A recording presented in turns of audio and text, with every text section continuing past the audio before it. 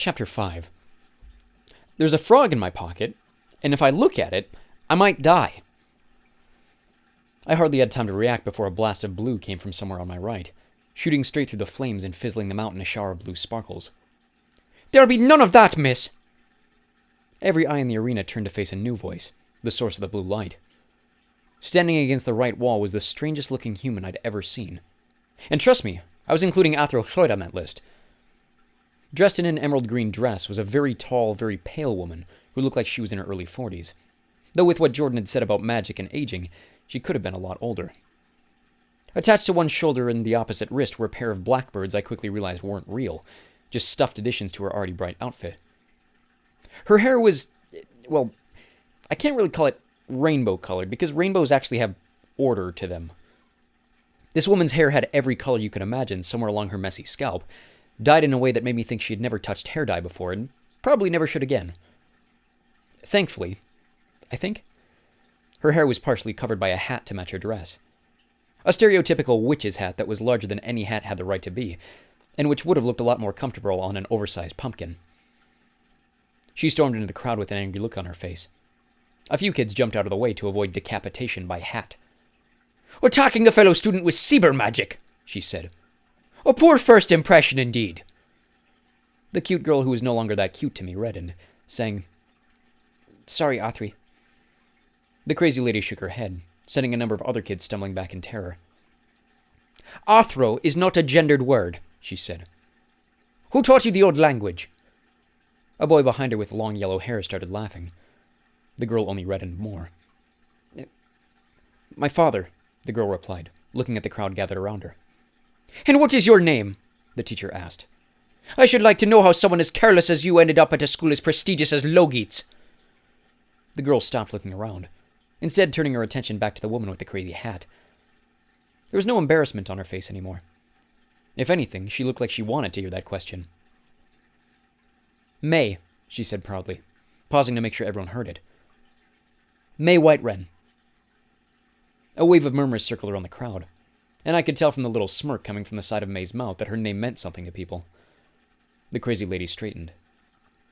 "Well," she said, "I'm sure the White-Renn family is thrilled to have a student here at Selenia, but here at Logi's we have standards, miss, and not attacking your fellow students is one of them." She barely paid me any attention. "Is that clear?" May hung her head again. "Aye, Athro." "And we speak the new tongue here, Miss White-Renn," the lady added. "There's a place for modernity among our tradition." She seemed to notice that everyone had gone quiet around her, but she still cleared her throat to take the attention of the room.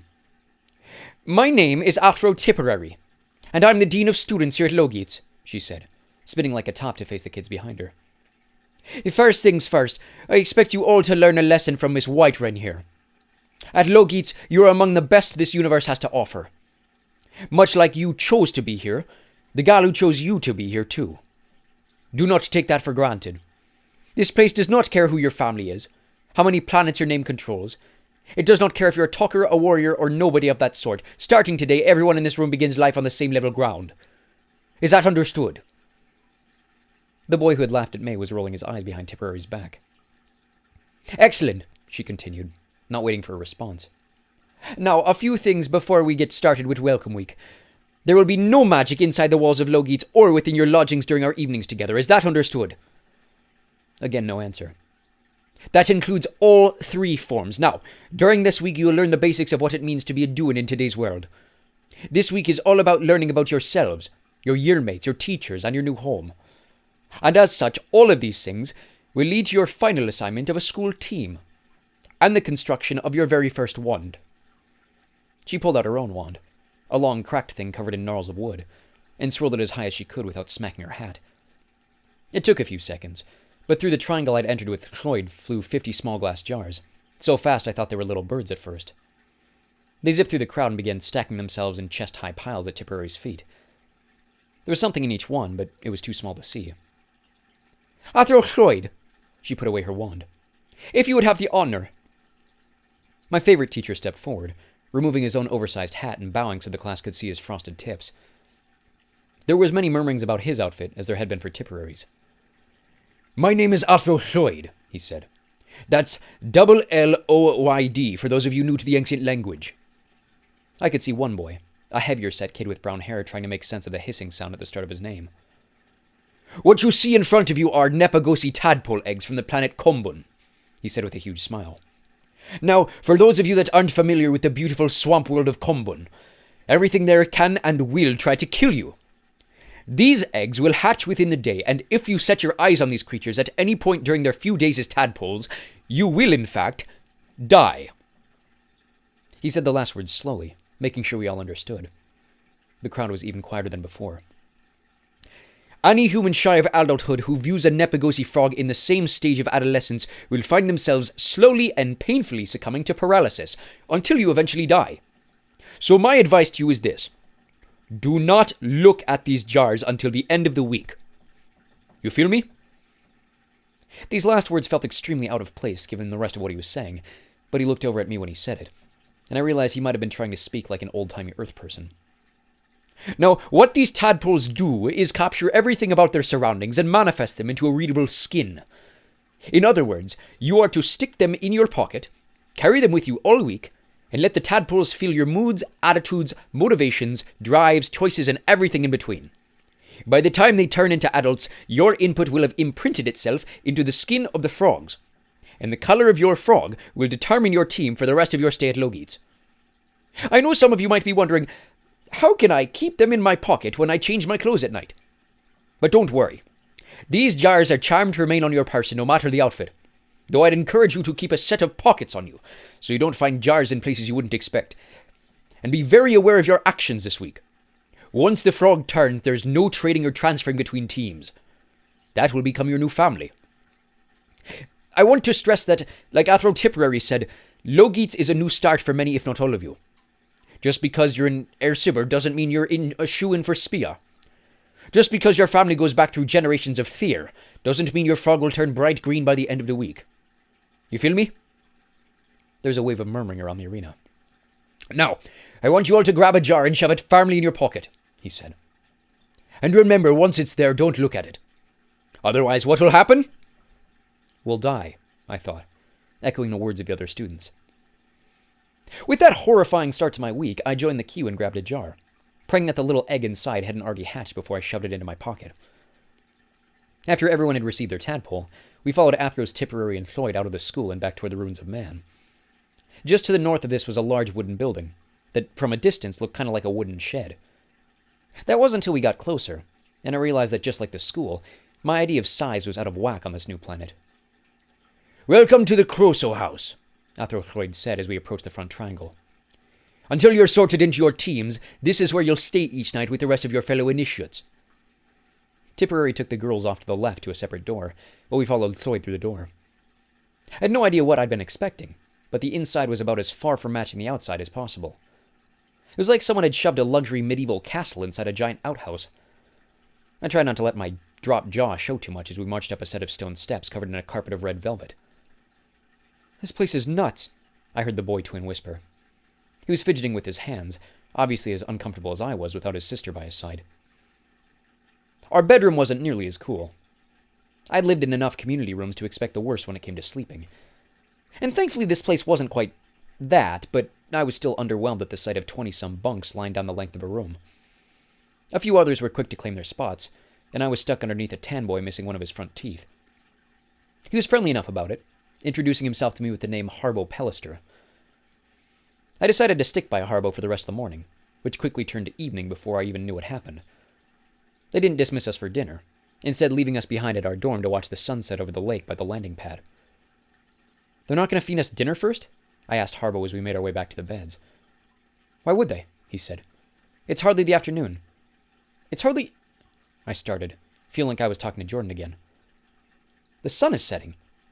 He started laughing, hopefully not loud enough for the more judgmental boys to overhear. Didn't you know that before coming here? He said. Selene is a Doubleday planet. I nodded with a smile, hopefully telling him I had no idea what that meant. Right, I said. And that means 12-hour days, he said, realizing how clueless I was. Sunsets twice per 24 hours. I frowned. How do we get anything done? Well, same as you would on Urto, he said, flopping down on the top bunk. I've been looking forward to mandatory nap time. I hardly slept. Between my nerves from the day I'd already had, the discomfort of a new room, and the spell Jordan had used to keep me awake so far, I probably only closed my eyes for half an hour. My dreamless nap was interrupted by some chuckling in the dark, followed by a flow of water, more chuckling, and a series of whispers as the boys rushed back to their beds before they could get caught. I'd been in enough boys' dorms to know what was going on, and I had a pretty good idea of who was behind it. When the sun rose an hour later, the unlucky victim was Nelson Zuccaretti, the chubby boy who couldn't pronounce Athrothroid's name, who had to introduce himself to the teacher with a stain down the front of his pants, nervously asking if the school had another pair. After he had changed, Floyd led us back to the school for whatever meal came after nap time. Mega dinner? Second breakfast? I hadn't been planning on saying anything, but the boy with the long yellow hair came up to me first. "Heard through the Fleurvine you're a water talker," he said over my shoulder. The words caught me so off guard I froze, and the boy bumped into me. "Who told you that?"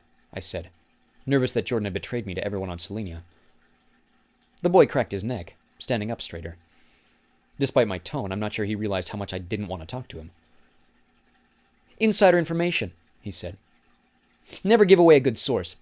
My point is, I like the way you stood up to that hot-headed brat."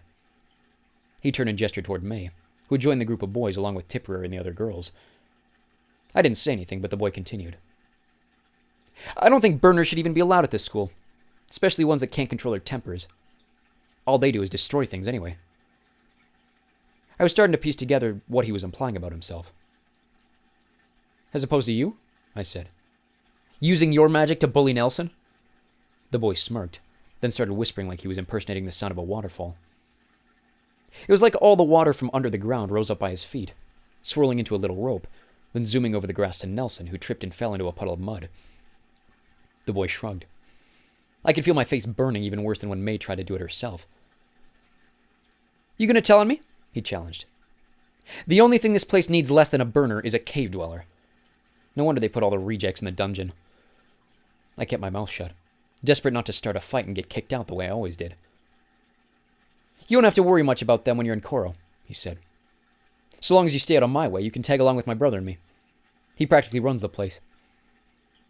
I decided then and there I didn't care which team I ended up on, even if I really was a water talker. If it meant I had to spend more time with this kid, I'd do whatever it took not to be a part of Koro. "Venner Jones," he said, reaching out a hand that I would never touch. I laughed. "You know, you're the second Jones I've met today. And I didn't like the first one much either. Any relation?" His face turned sour. "The only Joneses that matter are on complacency," he said. "You'd be smart to figure that out." "Oh, are you one of them?" I asked. "I couldn't tell. Troyd said we're all on the same starting line." Venner laughed, pulling his hand back. "And you believed him? Maybe you are stupid enough to be in Kava. You really think it doesn't matter where you come from? After you leave this place, that's all that matters. What's your name, anyway?" "Eric Schwabington," I said proudly. I'd never felt so much power in my name. Again, Venner laughed. "Is that supposed to mean something?" he said. "Schwabington. What kind of ridiculous name is that? No way you're a local." I clenched my jaw so tight I thought my teeth might break. "Earth," I said. "Planet H." Whatever reaction I'd been expecting, Venner gave me something very different. It was like I told him I had some kind of contagious disease. His face turned from challenging to awkward, and he just looked at me, unsure what to say. When he finally spoke again, it was in a nervous, hushed voice. "How in Doy's name did you end up here?"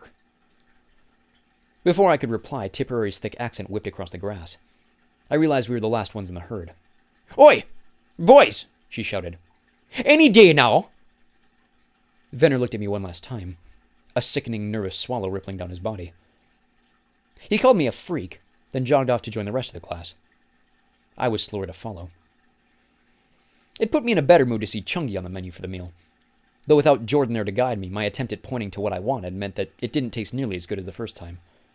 I ended up sitting by Harbo and the twins, who introduced themselves as Riser and Nita, though they didn't say much after that. I felt bad for Nelson, who ended up by himself at the far end of the empty cafeteria, with only Athro to keep him company. May was off on her own too, but at this point I didn't care as much about her as I did Nelson, whose shirt was still covered in mud.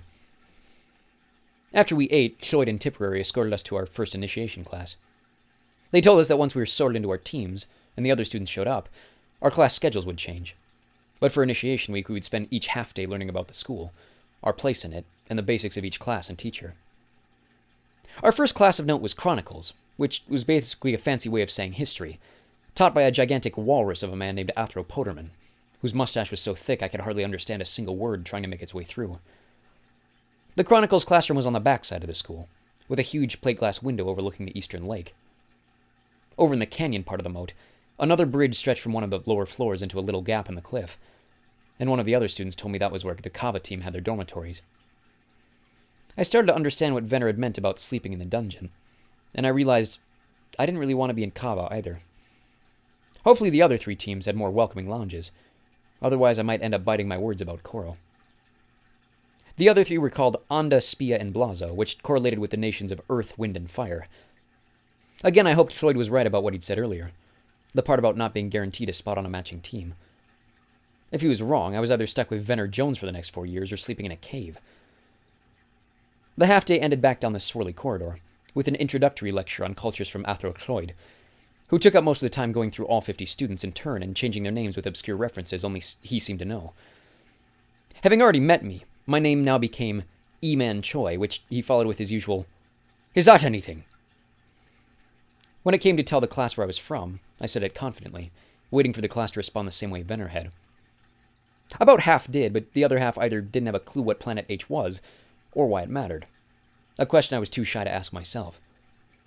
Everyone rolled their eyes when May went on a long tangent near the end of the list, telling the class a detailed history of the White Renn family, like she had memorized it from a book that afternoon. When she was finally finished, Floyd reiterated his point to the class that here at Logates, family didn't matter. Before I knew it, the sun was setting again, and this time I really was feeling the time change. Thankfully, almost every room of the school had 2 clocks. One with the standard galactic time clock, which thankfully stayed 24 hours, unlike the ones on Earth, and one with a local timer between sunup and sundown. Again, I dreamt without issue, but part of me wished I hadn't been such a solid sleeper. I had no doubt it was Venner Jones pulling more pranks on Nelson Zuccoretti. Over the next few nights, he found every possible way to torture the boy, to the point Cloyd had to step in and ban water from the dorm for the rest of our time in the Croso house. Venner only took this as another challenge, and the next morning Nelson had his shoelaces tied together as permanently as they could be. It took the combined efforts of Cloyd and Tipperary to pry the laces apart, at which point the shoes had virtually been destroyed in a magical crossfire. Luckily, the school had an extra pair to spare.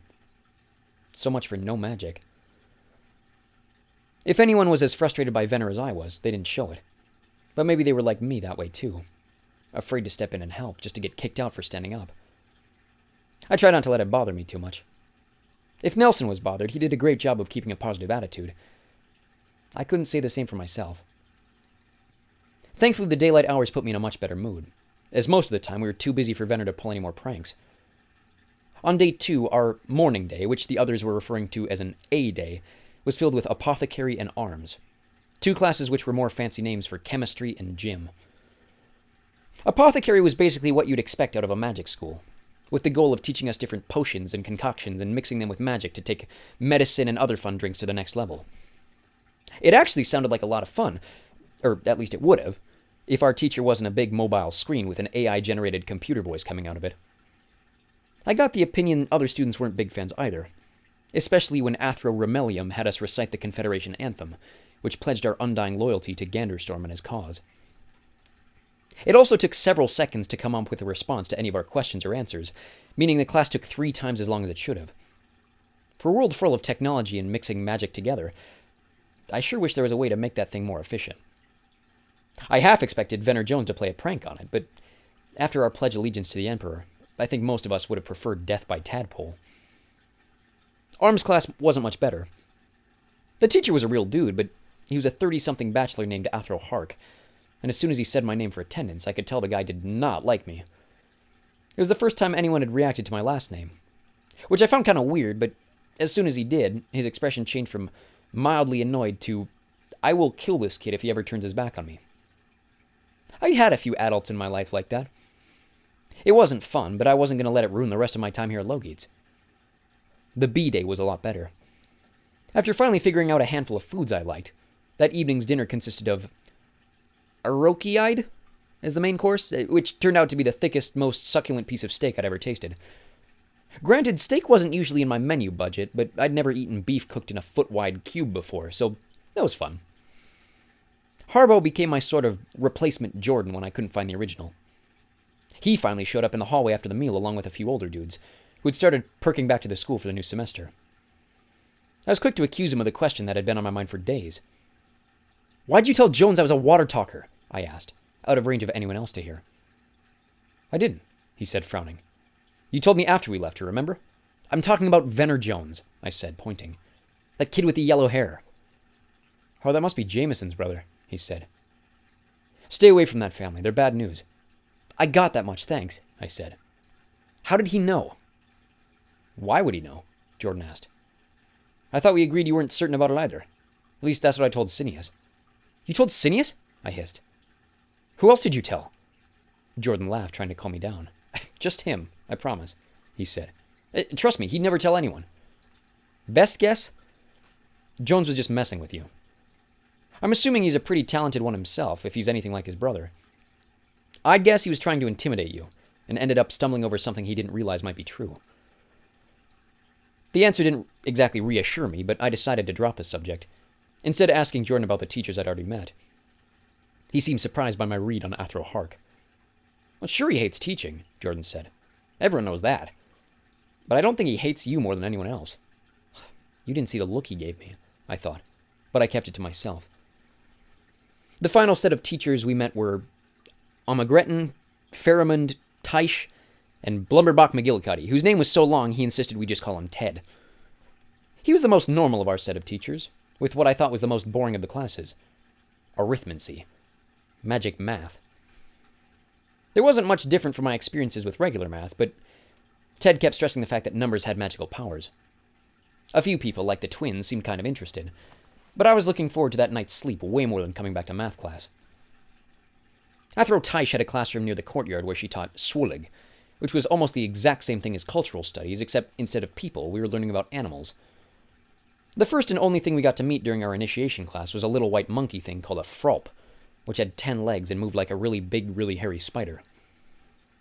Athro Pheromund taught magical machines, which I thought was a pretty boring name for a class at Logites, especially when I realized how cool things were going to be. Next to the auditorium, a big machine shop was whirring with living tools, all doing things I'd never seen tools do. There was a drill dancing across the floor on a stack of wood, painting a carving of Pheromund's daughter Luciette because he had charmed it to do so, which I found both fascinating and really sweet. I was definitely looking forward to coming back to that class. Craziest of all was ancient language with Athro Omagretin, the only non-human teacher I'd seen so far, if you didn't count our robot friend downstairs. "He's an octopus," I whispered to Harbo when I saw the teacher writing on his blackboard. "A mantown," he replied quietly, confirming my thoughts. Whatever a mantown was, Athro Omagretin looked like any other teacher, dressed today in thick velvet robes of maroon and gold.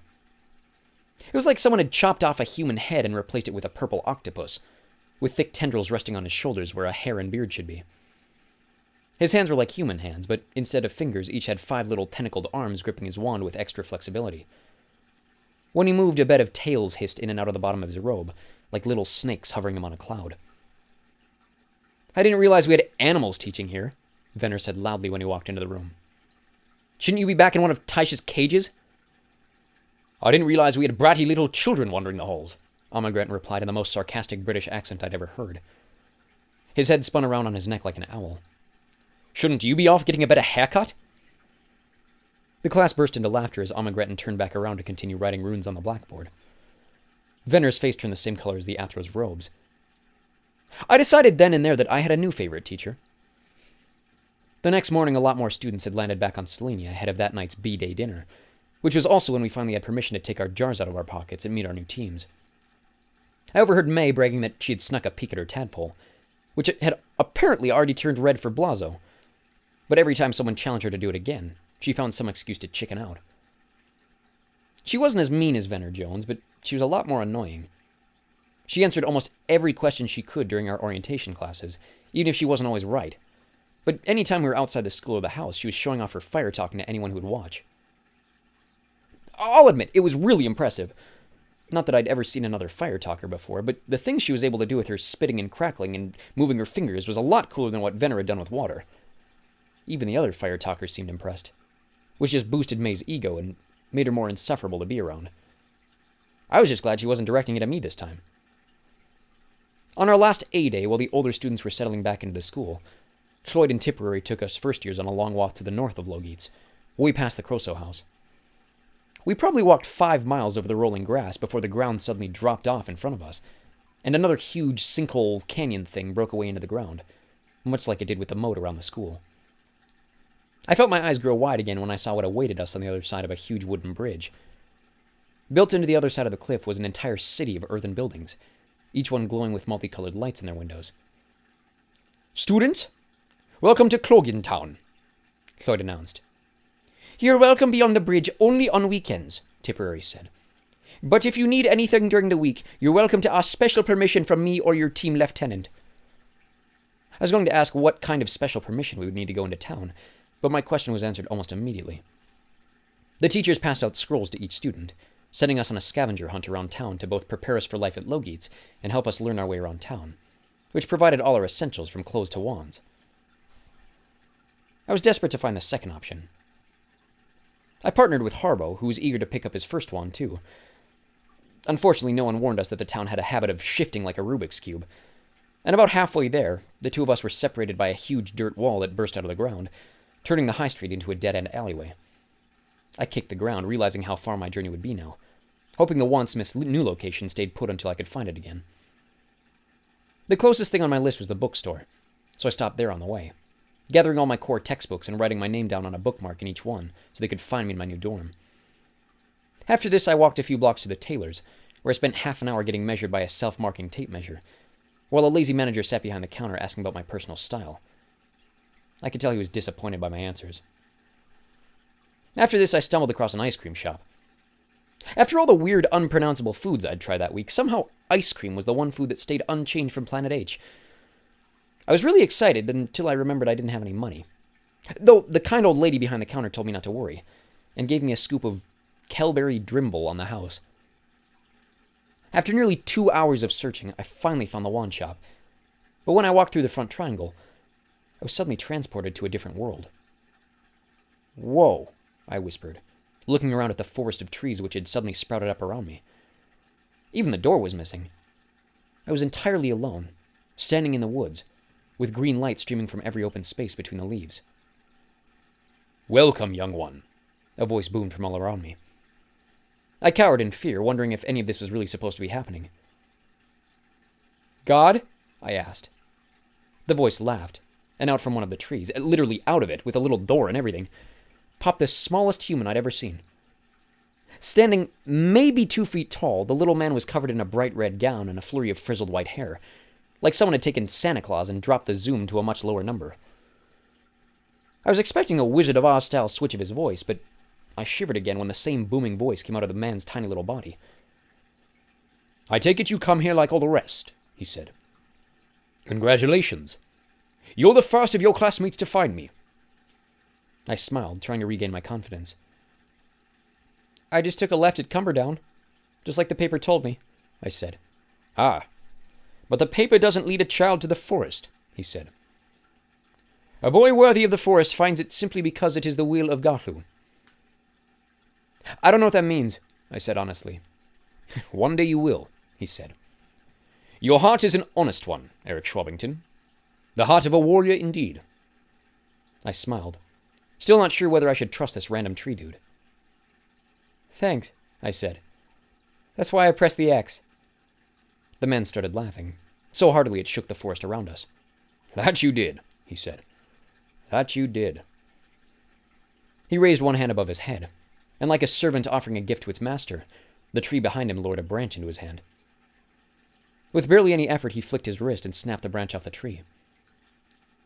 "A wand from the forest is growing ever less common," he said, and there was sadness in his voice. "The factory grows ever larger, but the wheel remains the same." He held the branch out to me. "You are the last of a dying breed." I didn't know whether to take that as a compliment, but his tone was sincere. With my right hand, I reached down and took the branch. It was uncomfortable at first, nothing more than a twig fallen from a tree. But as I held it, the branch began to change, thickening itself, its ends shrinking inward to a more uniform shape, its color shifting to a brighter tan color, until finally a completely new instrument stood in my loose palm. The man held his hand out again for me to return it. "Like our adolescent years, our wands change and bend to the will of the world around us," he said. "As time presses on, we are molded by our experiences, and the old versions of ourselves are stripped away." As he said this, he began pulling strips of bark off the wand, wilting it down bit by bit, until all that remained was a hollow shell of a stick. "That's where our power comes from," he said, handing me back the broken wand. "The value of a wizard's wand is the value he places in himself. The soul of the tool is the very soul of the wielder himself. And that is why you must place inside its core nothing less than the very essence of yourself." I stared at him, confused. "What does that mean?" I asked. He smiled. "Who is Eric Schwabington?" he asked. "At your very core, who are you? What drives you at your very core? Who is the wizard, the warrior, you know yourself to be?" His question sent a shiver down my spine. Who was I? The answer was obvious. I was nobody. I was an orphan from Planet H. That was probably all I'd ever be. And I was okay with that. How many orphans like me got to say they had the week that I did? What drives me was a much deeper question. What did I want to be? What did I want to become? I'd spent so long trying to survive each day better than the last. My entire life had been one excuse after another avoiding that question. "There's a desire in your heart," he said as I thought. "I can feel it." He was right. The answer to every one of those questions was wrapped up in a single answer. It was what I'd been dreaming of my entire life. Something I'd almost given up hope of finding. Something I'd almost thought was too far gone to see. Almost. "Make a wish," he whispered. And like he was putting answers into my head, I knew exactly what to do. I pictured the answer as clear as I could and blew that wish straight across the heart of the wand. Like liquid metal, a silver strip poured itself into the core from out of nowhere. And as it glowed bright, the wood that had been torn away flew back to the wand, sealing itself back into the shape I had known only a minute before. I took the wand back from Little Santa and held it out over his head, feeling the new power of the tool rippling through my bones like a part of my own body. A voice in my head told me exactly what to do. "Golau," I said proudly, a word I'd never heard or seen before. But I knew exactly what it meant. Light. The forest lost its green glow, and the only light came directly from the end of the stick in my hand. Its name whispered into my ears. 13 inches long, made from the strongest cedar I could find in the forest. "Dumuno," it said. Wish. I took a deep breath, and when I breathed out, the light in the forest disappeared like I'd blown out a candle. It took a few seconds for me to blink my vision back, but when I did, the forest had completely disappeared. I was in an empty shop, with nothing but a little gas lantern to light up the empty shelves. I turned to walk through the front door and found myself exactly where I'd walked through to get to the forest. Thank God my wand was still in my hand. "Magic is weird," I said to it, like it could hear me and agree. Everyone had their wands when we walked back to Logites as the sun was setting for midday naps. Even Nelson, who ended up with a little tiny sliver of white that I thought was a piece of chalk. Of course, Venner Jones had a massive wand made of the darkest ebony you could imagine, while May Whiterun was showing off her super detailed metal rod with one hand and juggling magic fireballs with the other. The teachers led us back through to the front of the school, where a new teacher joined us, one I'd never met before. He was the plainest looking old man I'd ever seen, with a plain black and white suit, plain gray hair and beard, and a face that was so forgettable I couldn't remember what the guy looked like when Tipperary started speaking again. They didn't even bother to introduce him. "I do hope you had a fun week getting to know your new home," she said. "But the fun does not end here. For most of you, the next 4 or 6 years will be defined by another aspect of the school you first years have not yet seen. Your teams." "Pride for Logites is one thing," Floyd continued. "Pride in your team is another. From here on out, you'll study with your teams, live with your teams, dress like them, cheer with them, and live your lives according to their principles for the rest of your days as a Logit student. Many of you with family who've studied here already know them. Like the nations below, our teams provide us with a universal sense of community and order, which is why the teams and nations are so intrinsically linked. The orange and grey of Spia is essential as the air we breathe. The blue and white of Koro, persistent as the water rushing around us. The green and brown of Anda, Tipperary added, solid as the ground beneath our feet. The red and yellow of Blazo, lively as the flames burning within every one of us. But one shouldn't forget the black and purple of Kava, Floyd said. The team with no nation is a team for those without a place, but within the unknown, there are hidden treasures the world has yet to see. Your potential here, as is any other, is as great as you make it.